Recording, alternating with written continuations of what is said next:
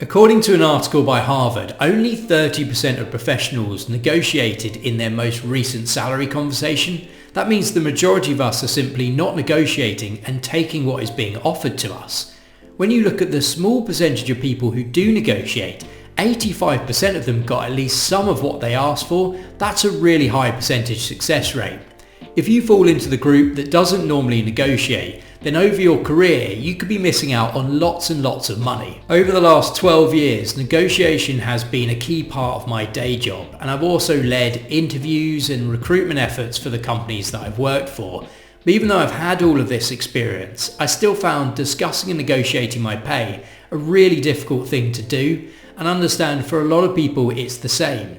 You might have fears that you'll come across as greedy, or if it's for a new job that the job offer will be taken away. But that's simply not the case if you manage the discussions in the right way. And in this video, I'm going to give you 3 tips on how you can negotiate your pay to get the best outcome possible, whether you're negotiating your salary for your current job or for a new job. So number 1 is to prepare and do your research. It's really important to get some data points on what your market value is and to arm yourself with that information before you go into any pay discussions with your employer or potential employer. There are lots of tools that can help you do your research with websites such as Glassdoor or job adverts on platforms like LinkedIn, which can give indicative pay ranges for the type of work that you do.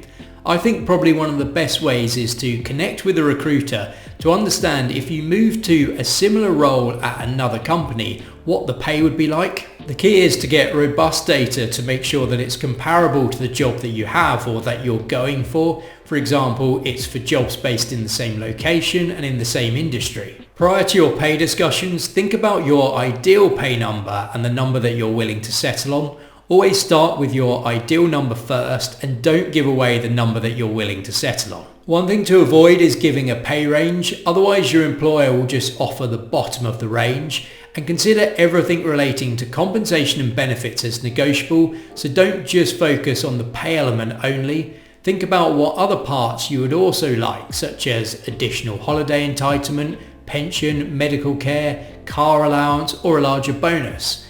If they can't offer you your salary target, you can ask for these other elements of compensation to make your total package better for you. The second point for your pay negotiation is to clearly communicate your value. Prior to any pay discussion, take a bit of time to think about the value that you bring to your employer or potential employer, and think about the examples that you can give to explain why you're so valuable to them. For example, maybe you help to win a new piece of work which brings income into the business, or you help to implement a new cost-saving initiative, or you have skills and experience that others at the company don't have, so they're reliant on your expertise. Ask yourself questions such as, what are you proud of from your past experiences, your past projects, and what you've accomplished?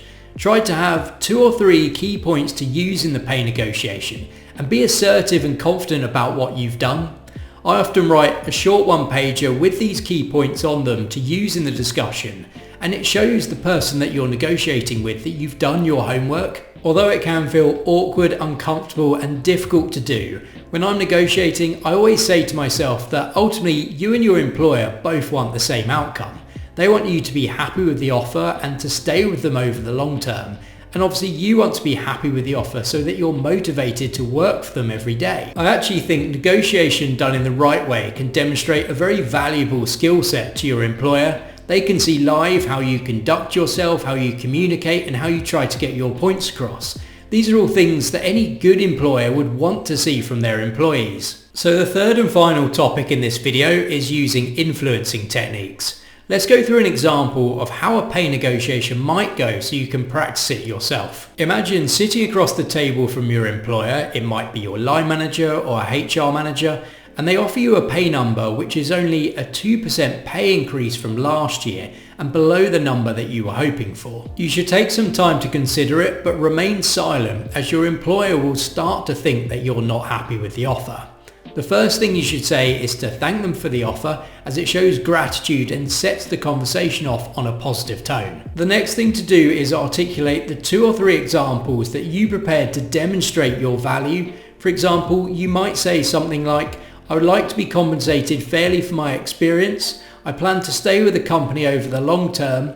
Last year I grew sales by 10% and next year I believe I can grow sales further to expand the company. Once you've given your examples, you should then share your understanding of your market worth based on the research that you've done. You could say, I've researched the industry that we're in and I understand that for positions like this one, the pay is X amount of money. Given my experience and qualifications, I was expecting this, and then make sure that you start with your ideal pay number and then go silent again, and it puts the ball back in your employer's court to decide the next step on a revised offer. It's really important to listen during a negotiation.